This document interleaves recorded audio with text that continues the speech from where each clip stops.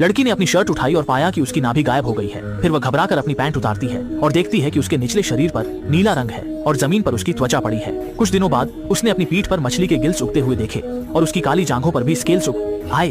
अब वह पहले से भी कम इंसान जैसी दिखती है और जब वह सबसे कम लोगों से मिलना चाहती थी, उसकी सहेली अचानक आ गई। उसने लड़की की घिनौनी टांगे देखी और तुरंत उल्टी कर दी, लेकिन उसकी यह अनजाने में की गई हरकत लड़की के लिए आखिरी तिनका साबित हुई।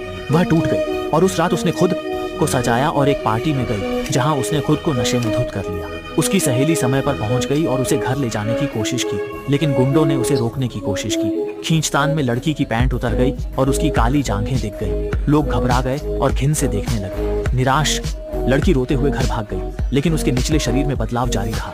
अब उसकी टांगें जुड़ने लगी थीं। निराशा और असहायता ने उसे आत्महत्या के लिए मजबूर कर दिया, लेकिन अगले दिन जब वह जागी तो उसने पाया कि उसकी टांगें मछली की पूंछ में बदल गई हैं। वह खड़ी होने की कोशिश में पूंछ को मारती रही, लेकिन असफल रही। असफलता के बाद